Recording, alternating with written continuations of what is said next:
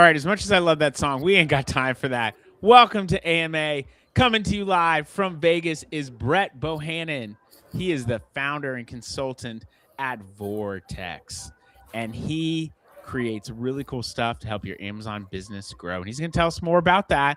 And I am your co-host. We are co-managers on this podcast, or whatever this is called. Live.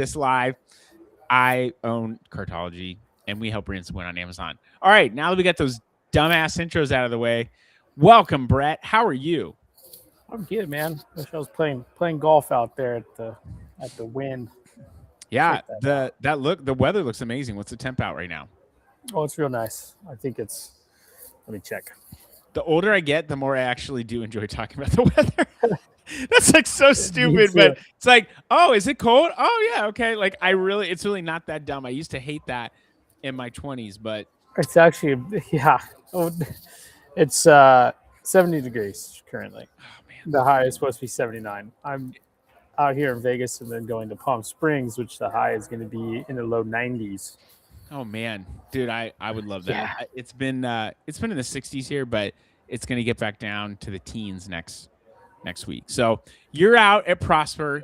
That is a show that's about Amazon. They're trying to make it about other stuff like Walmart, whatever, but it's an Amazon show, and you're there to talk about something cool that you built. So why don't you tell us more about that, and then maybe we'll answer some questions. I know we've got about 75, but we don't have time for those. Oh, geez, that's a lot. Yeah, we don't have time to pick the top ones. No, that's the top question. What's Brett Bohannon building? What's Brett Bohannon building?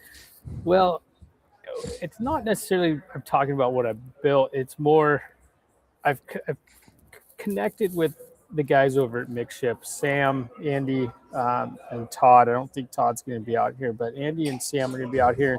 We've been kind of geeking out about OpenClaw and like agentic stuff. Okay. Together. So I was like, hey, do you guys want to throw like an OpenClaw meetup while we're out here? And they're like, heck yeah, let's do it. So I just threw something together on the official OpenClaw meetup page and threw it out there in my network. They threw it out there in theirs. And we are having a little community event this early evening here at the Wynn, and very informal. Absolutely no plan. Just kind of how I roll. Okay. but it's just kind of a first go at this and see kind of where people are at. It's such a hot topic now, and people are learning to implement it and do it how they want to do it. And I think that's an important thing. So for example, I got a couple examples here. Chad Rubin, who we both know, launched Prophecy Ultra, which is pretty rad. He gave me a little behind the scenes before. Is that anything like MK Ultra? Oh, exactly like MK Ultra. It takes over your mind. So Prophecy Ultra is the like ultimate go-to Amazon system, right? Isn't that kind of how he's pitching that? Yeah, it's different agentic stuff that you can plug and play an API into your Amazon system, and they, will do the stuff for you and whatnot, and be basically your agent swarm, as I call it. Different parts of the Amazon piece. So listings, PPC, I think he's got a catalog. I think he's got like a manager in there and all that good stuff. So it's pretty neat. He shipped it super fast, which is rad. Secret agents will swarm your brain and take. Yes, that's exactly what we're going to be talking about. That's pretty much exactly what you said. Yeah, pretty much exactly to a T. So, and then also I ran into our friend Chris Freiberger yesterday. And, okay. He was like, what are you up to? And I'm like, I was telling him all about the stuff. And he's like, I don't know what you're talking about, but it makes sense. Is he going to come? I got to text him the link. But I drug him around with me because he's like, I got some time to waste. So he walked with me to the initial place and we were chatting. But it's the same thing. So he sees it on the more merger and acquisition side, where he's like, people are trying to figure this out and how it fits into their system. And the way I see it, I've been thinking about this a lot, is you have, let's just say you have consumer facing AI agents side. So that's like Rufus, um, Spark, it, products showing up, Spark, Gemini AI overview. That's all. Well, that's not agentic, but yeah. kind of stuff where people are like, show me this, and then you get that. So, Yep. but then you have, I don't know if it's the middle part, but it would be more of like people using LLMs to do things. So they're going into chat or Claude and going, "Hey, I need this." Off of that, it's people building internal tools with Claude Code, Codex, and all these other things. So it's kind of like the next level. But then there's another level of like creating these systems or agents that can take over things that you do to help you. And these agents can work in different ways. They can essentially, like, for me, my goal is to uh, not burn out of what I'm doing, Yeah. and then have them take over mundane tasks that I can just oversee. So I would love to be out snowboarding more, surfing more, doing whatever, hanging out with my family, and basically just doing everything on my phone. That's like I would You are love. rewarded for building something or using something that does your work well because you're taking your expertise and loading it into this system or agent that can do it for you. And it feels like the way that this works to what Chris was saying is like people are trying to figure out how it works. I think it comes down to operational efficiency. And we've talked about that a lot, but like really nailing your operations, that's what this is for. Like it's cool to use it as search engine as a Mhm. consumer, but as a business owner, AI is not like, oh, AI, everything's now AI. It's, hey, how do I use this to take things off my plate that allow me to be a force to use my zone of genius more? Yeah, yeah, exactly. And it's going to fit differently for everybody that uses, like, say, it, because it could be Yeah. different things now. But there's also, I built like this catalog tool, and I built it like 2 weeks ago or something, but it's already evolved quite a bit based on what I'm learning through the process. And people are trying to use it, and they're like, I don't know how to use my terminal on my computer, and I'm like, I didn't either 3 months ago. But like, so there's levels to the education of it and usage of it. Um, It makes that's it that's using important. AI makes it approachable though, because you can learn, you really truly can learn as you go, and you're not dependent upon absorbing all this information. You can just Mm. get what you need to then build the next step and then check it along the way, right? Yeah, yeah. And I was talking to my wife about this the other day. Well, we had a long drive, and she, I talked to her about this, and she goes, "I don't know what you're talking about," but Sounds like my wife. yeah. And it, it basically, there's always going to be that set of people that are just like, I can use Claude. I can't use Claude Code, um, and I can't use the terminal. So where's that middle ground? And I think that's where people are going to have to people like softwares are going to have to adopt and adapt. Is how do you hit these different people? So like, I was in Smart Scout the other day, and Shout out to Smart Scout, by the yeah, way. We are shout out, sponsored. This podcast is sponsored by Smart Scout. and they have an API feature now, so you can API into their data set and use it with whatever you might build.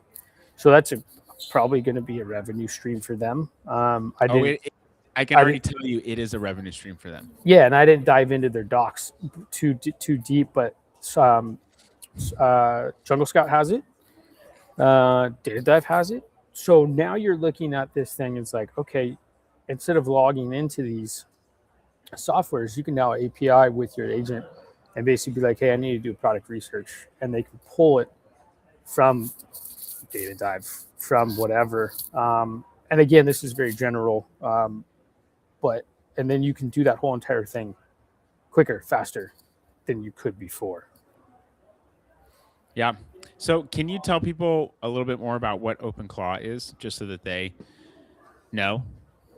Yeah, I mean, basically, it was built out by some guy, I guess, that built out like a PDF thing back in the day that everyone uses, and it's essentially there's a lot of things to it, but essentially it's full agentic, so you can build out agents and different agents to do different things, and they will do them. Um, Security has been a big factor that people have claimed, but Yeah. if you do Like it correctly, that it's lacking security. yeah, but if you do it right and you read the docs and whatnot, it's pretty cool. Again, everyone uses it for different purposes. Like currently, I'm using mine for an assistant. Helps me kind of make plans for things that I'm building. Then I put another layer into it in Claude Code, and then kind of go back and forth through that. So everyone's going to use it differently, but I mean, I use it. You can use it on different chat, so you can use it on Discord, Slack, whatever. I use it on Telegram on my phone. Okay. So yeah, I mean, right now I can update my task in Google Sheets. You can have it so it can send emails if you want. I'm not there yet, but you have it API into your Google Workspace and do pretty much everything you can and want to do in What Google would it do in Workspace. your Google Workspace? I mean, whatever you want. I don't have any use cases right now, but like for instance, if I have a task sheet, like I have a couple different task sheets. I simplified it into it's evolved, but I've simplified it for my clients into Google Sheets, a format that I like. And what I do is every morning it tells me what I have on my plate, essentially. Oh, okay. And updates it because it can look at the task sheet, looks at it, and goes, "Hey, these are the tasks that you have, priority one, and whatnot." And then I can be like, "Okay, cool. I just had this meeting. Here's the meeting notes. Can you update the tasks that aren't in the task sheet for this client?" And it will just pop them in there. Again, it might look different for someone else. Does that go into Notion as well too? Are you still using Notion or no? I don't use Notion anymore. Okay. I kind of put everything into Google Workspace. Simplify. Again, that's personal preference. Yeah. Notion was just kind of sitting there and it wasn't doing much. So I've transferred everything to Obsidian from Notion. But again, a lot of that stuff's kind of old, truthfully. And so like a lot of the notes are pretty dated. So if I was like, hey, this is everything, it might be like Amazon stuff from 2018, 2019, you know? Oh, wow. Yeah. So I have like a lot of stuff in there. And so some of that stuff might not be relevant anymore. So if I was like, hey, this is everything about me, it wouldn't be, and it would be pretty false. Okay. If you were to update some agents that way. Yeah. Well, we're using ClickUp. I just love popping stuff on the screen and watching your reaction. We're using ClickUp, and they have updated their AI features, and it's getting really smart. They're also integrating chat to compete with Slack, and I've seen that start to show, which is cool because now you can have all these different channels. And that was my one complaint is we have Slack and we have ClickUp, but like those things can talk together, but it's not always super helpful. And I actually met the CEO of ClickUp, Zeb, just this past week and talked to him about how I love that feature. He's like, yeah, we got a lot more coming there, which is cool. So he was a great dude, and I'm excited to lean more into that. They do like AI stand-up notes. There's a lot of cool things that you can do, a lot of automations. Their workflows. I think that's the other thing is just workflows. How do you create workflows? Maybe some of it's manual. Maybe some of it requires a trigger from your end. But then once you get a workflow going, what can you do to take the manual stuff off your plate? Like if it's loading in prospects and then sending them into an email sequence, like you can build that stuff out. It takes time to build out, but those operational efficiencies will allow you to, again, focus on the thing that you do best while still helping your business to be successful. It's not going to it's not going to go in and sell for you on a call with a prospect, but it is going to make it so that it is going to make it so that you can maybe get that prospect on the phone and you can spend more time with the prospects that you do get on the phone. Like that to me is where I feel like this really wins. Yeah. You set it up and then yeah. I mean, I've seen a lot of use cases where it's like client onboarding. Like, okay, cool, got a client. Here's all the onboarding stuff, and then you basically feed it, and it will do all that stuff for you. You're talking about about OpenClaw or just AI in general? You could do OpenClaw, you can do Claude, you can do all kinds of different stuff. So this is the way I think about it. So like Claude or Claude Code, you have to kind of like push buttons and be there for it to build. OpenClaw, you can basically set some skills up, and you can have it just run. Okay. You know, and obviously That's token the cost, agentic part. yeah, and token cost is a big thing. But like everything else, you got to be smart about it. Like, don't just let it go free nilly. But Yeah. yeah, the best thing that if anyone wants to get into it is just try it out. How do you open well? How do you open You your really get claw under my well? claw. You really get into my under my claw. So for instance, like, and this has nothing to do with OpenClaw. This was just all Google API. Like I have, you know, when if you're doing shipments, let's just quick example. I was doing a shipment for a client, and it was broken into 5 different shipments. You have 3 documents. You have the case labels, pallet labels, and BOL for each shipment. Mhm. And this client likes it to have separate emails for each shipment. And I was like, oh gosh, I gotta copy paste, create 5 emails. I created a quick, well, it wasn't quick, but I learned it, and then I can use it for the future. So this is kind of a use case you were talking about. I was like, I use Google Workspace CLI, which is you can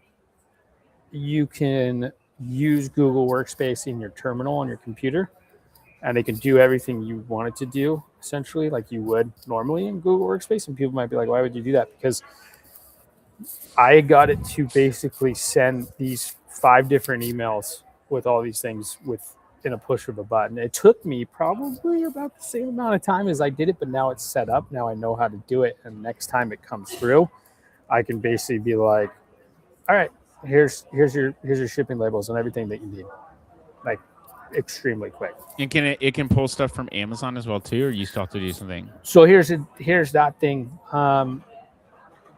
If you have API access, it can, and that's what Amazon wants. So Yeah, interesting. I'm currently getting ads API for a client, and then if you do it per client, you have it pretty locked down and secured. SP API, they just announced that their new fee structure is delayed, so you can get on Good it for now you. for free. Yeah, but accessing API through Amazon, it's not fun. Yeah. Like You can say it. What were you gonna say? it's a bitch. It's a bitch. Yeah, it sure is. It's a beautiful little bitch. But it's worth it. So I mean Yeah. that's how Prophecy Ultra is doing it. Is they have API access. Okay. It's OAuth, and so you go in, you do it, and then you have all these skills. So you're getting the source of truth. Now Amazon did come out with their whole, like, if you're going to scrape it, you have to notify your bot. Funny thing is, Cloudflare today just announced that they announced like scraping themselves, which they are the people that basically like said we're going to block scrapers. Yeah, Amazon said that, right? No, Cloudflare did. Well, Oh, Amazon said it, but Cloudflare just came up with something that was like, hey, Cloudflare or Cloudflare? Flare. I don't know. Okay, okay. Whatever that is, the big company. I just wanted to correct you on national television. So Yeah, because of all the people watching. could you have said that any more sarcastically? No, the answer is no. Cloudflare. It's Cloudflare. Don't worry about it. Fair sounds cooler. They should change their name. Okay, Cloudflare. Let's go with Cloudflare. I like but, it. But they just came up with like, they're basically like, hey, you can use our like a CLI API to scrape websites and get HTML from it, but it will tell you if it's a robot, and it will abide by the robot's TXT, which is super interesting. So I'm wondering if that would work for Amazon, but it probably won't. Amazon doesn't like people to scrape, but I've heard that they also kind of don't care. Yeah, I tested out some scraping to put into a Google Sheet, and I was doing a test on 10 ASINs, and it got 7 out of 10. Like you hit a paywall. Yeah, you hit a paywall, you hit a block, and then you kind of do it again after a certain period of time. Okay. So it's possible. I mean, everyone's doing it. I mean, there's so many services out there that are just scraping, and probably. I mean, that's how all the like Helium-10, Jungle Scouts, whatever were doing it or have been still doing it for the longest time. I just think at a certain point, for certain things, scraping will become less and less relevant. Like It will. organic rank is going to be less relevant with the data that we have for like SQP data that shows a share voice and share in purchases. But Yeah. we still want to know where we're at ranked organically because it helps us from a visibility standpoint, but it still depends upon your zip code too. So like that means that it's less relevant. Yeah, it's going to be interesting 6 months and see what happens. Because at what point will the world be all bots? In 6 months, you think? well, I think it's going to be the same thing. So I did not in 6 months. Humans are going to want human interaction no matter what. It reminds me of COVID when everyone's like, "Whoa, this is kind of nice," and everyone's like, what "Oh, if just humans kidding." find a way to make love to robots? Pretty sure that's already happening. Oh yeah, didn't you ever see the movie Her? Yeah.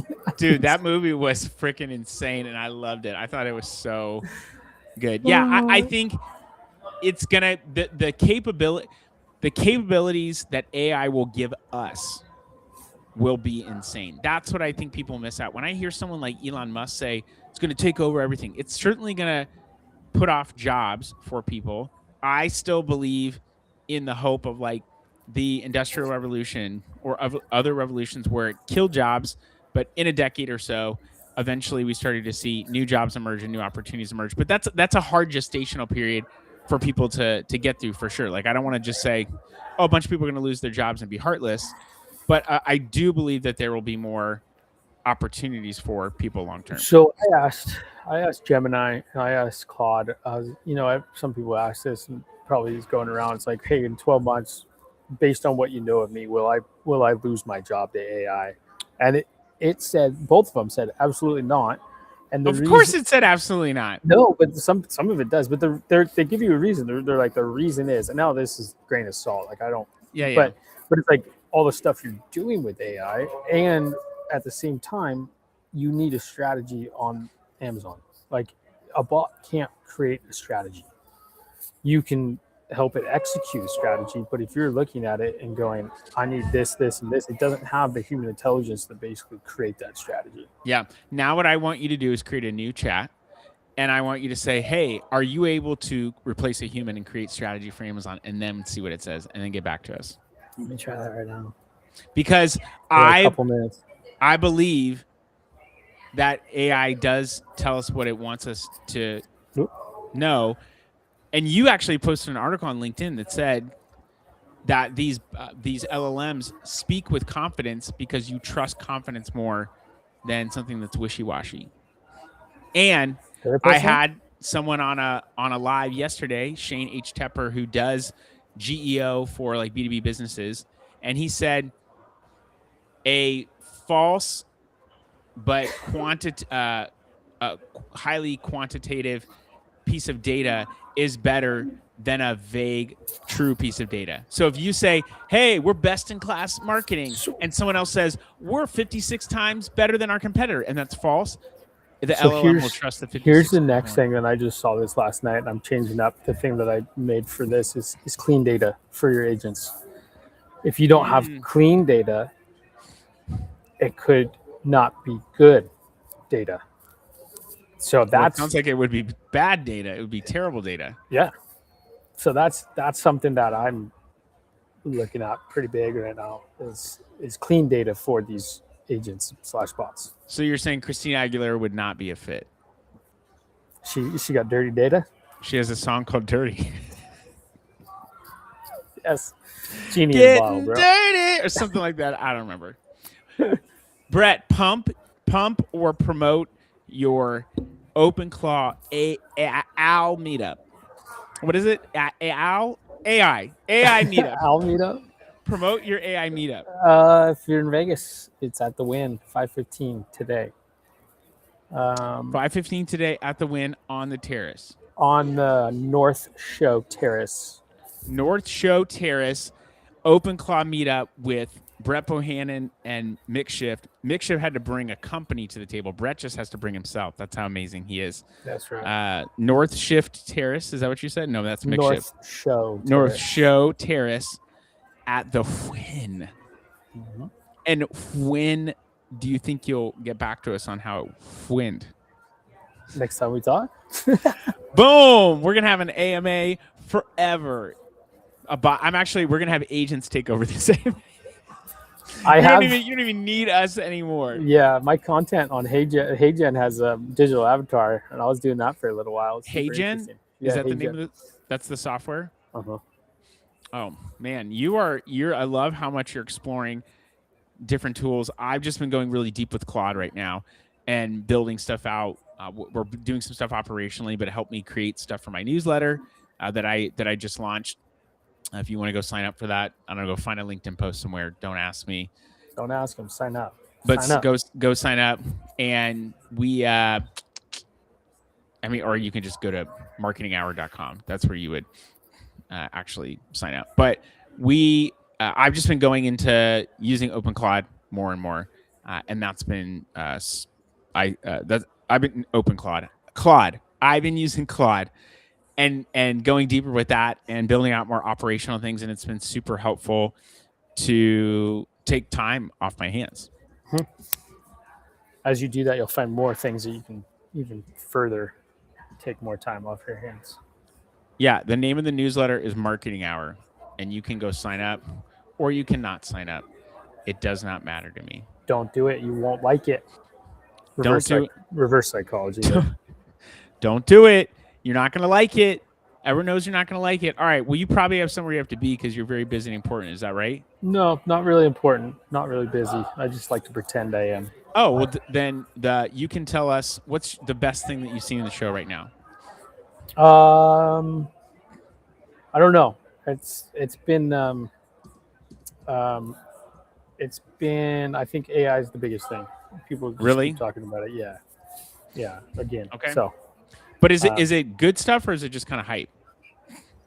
that's a good question. A lot of proprietary stuff that people have. How much do you believe that stuff is really proprietary? Okay, that's like proprietary analytics software. And guess how many companies have sold their business based on proprietary analytics software? Can you name one? No, I don't think so.